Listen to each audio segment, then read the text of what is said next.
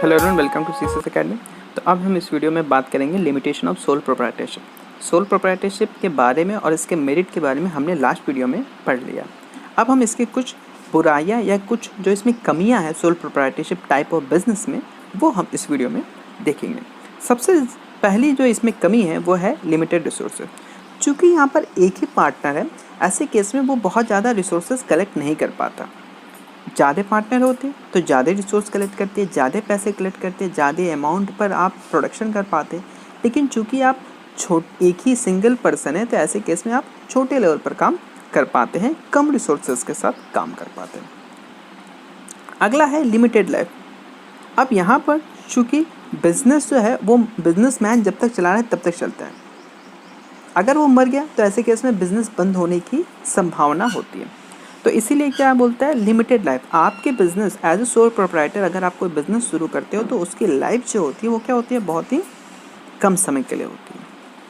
अगला है unlimited liability. तो इसके बारे में हमने आपको बताया था, चूँकि यहाँ पर मालिक जो है वो बिज़नेस को डायरेक्टली चला रहा है, तो ऐसे केस में बिज़नेस पर जो भी कर्ज होगा वो मालिक को पे करना पड़ेगा। अगर बिज़नेस के अकाउंट में पैसा नहीं है तो मालिक को अपने घर से पैसे ला के पेमेंट करना होगा, जो लोग बिजनेस को उधार दिए हैं उन लोगों को। ठीक। उसके बाद लिमिटेड मैनेजरियल एबिलिटी। चूँकि यहाँ पर मालिक जो कोई भी अगर यहाँ पर जो सोल प्रोप्राइटर में हमने आपको बताया था कि यहाँ पर कोई रूल नहीं है कि जो है आप इतना क्वालिफिकेशन के बाद ही आ सकते हो या आपके पास ये डिग्री होनी चाहिए। आपके पास कोई क्वालिफिकेशन नहीं तभी आप बिज़नेस स्टार्ट कर सकते हो। ऐसे केस में क्या होता है, इनके पास मैनेजरियल एबिलिटी की प्रॉब्लम होती है, मतलब ये इतनी मैनेजरियल स्किल नहीं होते हैं। चूँकि इन्होंने पहले से उस टाइप का बिजनेस नहीं किया रहता है, कई सारे सोल प्रोप्राइटर्स, ऐसे केस में उन्हें लॉस होने का खतरा बहुत ज़्यादा होता है।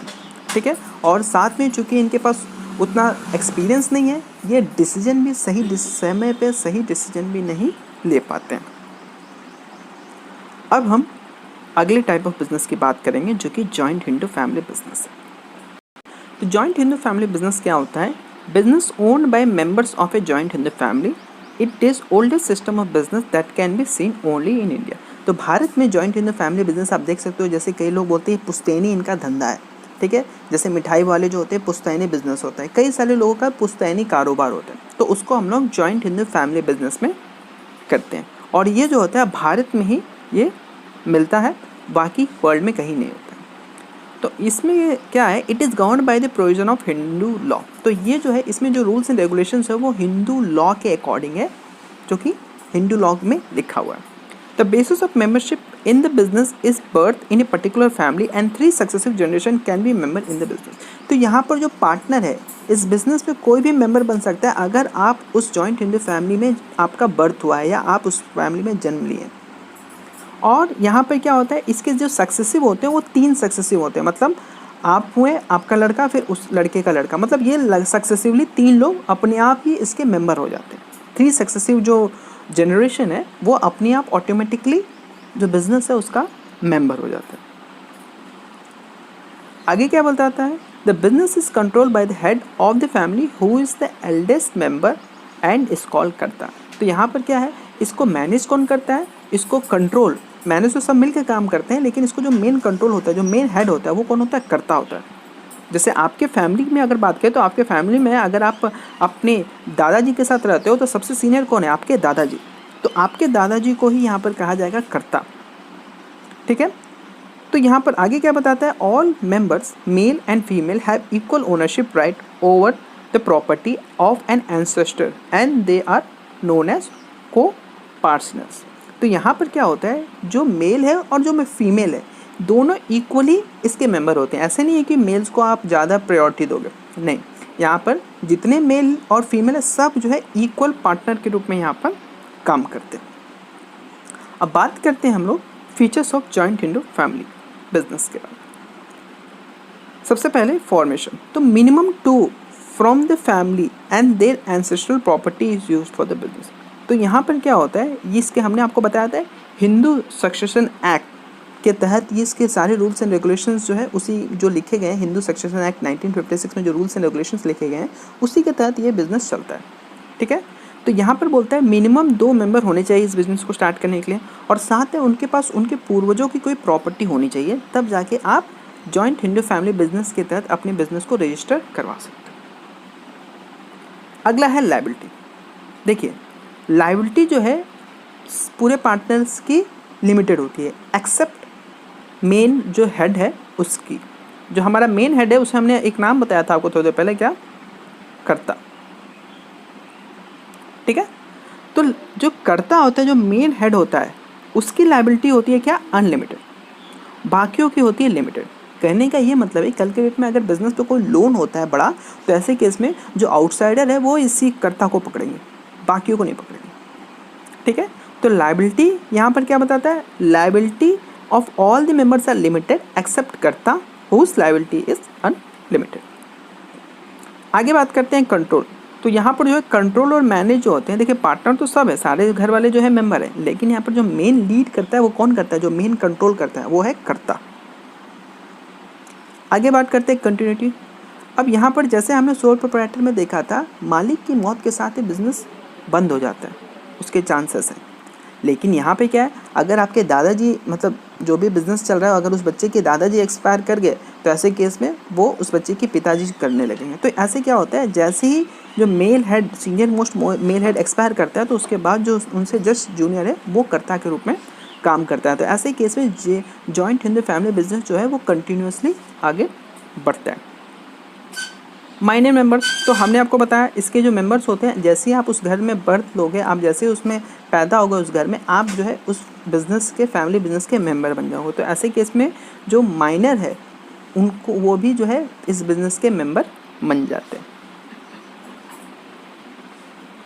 तो आगे क्या बताता है? Both male and female members in the family have equal right in the business based on Hindu succession amendment act 2000। तो 2005 के अमेंडमेंट के बाद मेल्स और फीमेल्स दोनों को, फैमिली के जो मेल्स और फीमेल्स है दोनों को इक्वली राइट दिया गया है बिजनेस में। अब बात करते हैं मेरिट्स। वो कौन कौन से मेरिट्स है या कौन कौन सी अच्छाइयाँ हैं जो कि जॉइंट हिंदू फैमिली बिजनेस में देखने को मिलती है। सबसे पहली अच्छाई है इफेक्टिव कंट्रोल। देखिए, अगर आपके घर की बात करें तो अगर आपके दादाजी कुछ बोलते हैं, तो ऐसे केस में आपके घर में सब कोई मानते हैं। वही चीज़ होता है जॉइंट हिंदू फैमिली बिजनेस में। यहाँ पर जो सारे डिसीजन, जो मेन डिसीजन है वो कर्ता लेता है, और कर्ता एक बार जो डिसीजन ले लिया, वो सारे घर के मेंबर्स जो है, वो जो बिज़नेस के मेंबर्स जो है वो मान लेते हैं। तो ऐसे केस में कोई कॉन्फ्लिक्ट नहीं रहता है लोगों के बीच में। ठीक, अगला है कंटिन्यूड एक्सिस्टेंस। तो चूंकि कर्ता की मौत के बाद जो सेकेंड एल्डर मेंबर होता है वो कर्ता बन जाता है, तो ऐसे केस में बिजनेस रुकता नहीं है कर्ता की मौत के बाद भी। कर्ता, एक कर्ता मरता है, दूसरा कर्ता के रूप में बन जाता है, फिर ऐसे कंटिन्यूसली बिजनेस आपका चलता रहता है। तो वही चीज़ बोल रहा है, even the death of karta does not affect the existence of business as the next eldest member will take upon the position. अगला है लिमिटेड लायबिलिटी। तो हमने आपको ये बताया था, मेंबर्स की लायबिलिटी लिमिटेड है एक्सेप्ट कर्ता। कर्ता की लायबिलिटी तो अनलिमिटेड है, लेकिन बाकी मेंबर्स की लायबिलिटी क्या है? लिमिटेड है। लायबिलिटी में लिमिटेड मतलब कल के डेट में अगर बिजनेस डूबा, तो ऐसे केस में बाहरी लोग सिर्फ कर्ता को पकड़ेंगे, बाकी लोगों को नहीं पकड़ेंगे कि पैसे निकालो। अगला है इंक्रीज लॉयल्टी एंड कोऑपरेशन। तो इसमें वही चीज़ है, बिजनेस में जैसे क्या होता है कि जब लोग एक साथ काम करते हैं, अब जैसे आपकी फैमिली का कोई बिजनेस है, ठीक है, मान लो आपकी फैमिली का कोई मिठाई का बिजनेस है। अब ऐसे केस में सब कोई क्या करेंगे, एक साथ मिलकर जब अच्छा काम करेंगे तो मिठाई का बिजनेस और बढ़ेगा। ऐसे केस में आपकी फैमिली का इनकम बढ़ेगा। तो ये चीज़ होता है, जब ये joint in the family business में क्या होता है कि जब कॉर्पोरेशन से ये क्या करते हैं, ये बिज़नेस को और आगे बढ़ाते हैं। क्यों? क्योंकि इन्हें लगता है इनका बिज़नेस अगर आगे बढ़ेगा तो इनकी फैमिली की प्राइड भी बढ़ेगी। तो वही चीज़ होता है इंक्रीज लॉयल्टी एंड कॉपरेशन। यहाँ पर कॉपरेशन के साथ साथ जैसे लोग कॉपरेटिव वे में जो फैमिली मेम्बर है वो काम करते हैं। क्यों काम करते हैं? ताकि उनकी फैमिली की रेपुटेशन बढ़े और बिजनेस का भी एक वैल्यू बढ़े। अब हम बात करेंगे कुछ लिमिटेशंस की जो कि जॉइंट इन फैमिली बिजनेस में आपको देखने को मिलता है, या कुछ बुराइयाँ जो कि इसमें है। सबसे पहला है लिमिटेड रिसोर्सेज। चूँकि यहाँ पर आप मेनली एंसेस्ट्रल प्रॉपर्टी पे डिपेंडेंट है, आपके पूर्वजों द्वारा दिए गए प्रॉपर्टी पे डिपेंडेंट हो, ऐसे केस में आपके पास ज़्यादा सोर्स नहीं है मनी रेज करने का। तो इसलिए पहला पॉइंट बोलता है लिमिटेड रिसोर्सेज। क्यों? क्योंकि मेनली डिपेंड करता है एंसेस्ट्रल प्रॉपर्टी पे। एंसेस्ट्रल प्रॉपर्टी का मतलब पूर्वजों की संपत्ति। अगला है अनलिमिटेड लायबिलिटी ऑफ कर्ता। यहाँ पर जो मेन मालिक है उसकी लायबिलिटी अनलिमिटेड है, ये इसकी बुराई है, बाकी लोग की लायबिलिटी लिमिटेड है। ऐसे केस में जो मेन मालिक है वो बहुत रिस्क में चलता है, अगर बिजनेस डूब गया तो सब बाहरी उसी को आके पकड़ेंगे और उसी को जो है फर्म के डेप्ट या उधार को पे करना पड़ेगा। फिर डोमिनेंस ऑफ कर्ता। कर्ता जो चाहता है वही होगा, बाकी कोई मेंबर अगर कुछ चाहते हो उसकी बात नज़रअंदाज कर दी जाएगी। ठीक है, तो लीडर ऑफ कर्ता may not be acceptable to all the members of the family which may result even the breakdown of family. तो कई बार क्या होता है, मेंबर जो होती हैं वो कई लोग को पसंद नहीं है कर्ता का डिसीजन, वो बोलते हैं नहीं ये हमेशा गलत लेते हैं या कुछ हमें इसकी राय से हम वो नहीं करते हैं, क्या करते हैं, कंसर्न नहीं करते हैं। ऐसे केस में हम फैमिली से अलग होना चाहते हैं और ऐसे केस में फैमिली में बंटवारा भी हो जाता है। आप लोग कई बार ये चीज़ देखे हो।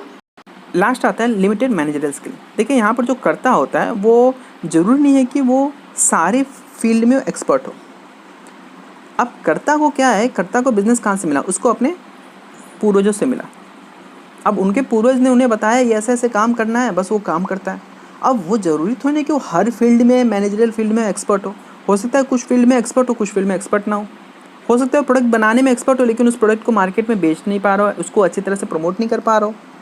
तो ऐसे केस में क्या होता है, उसकी स्किल्स जो होती है लिमिटेड होती है, वो हर एक काम अच्छी तरह से नहीं कर पा रहा है।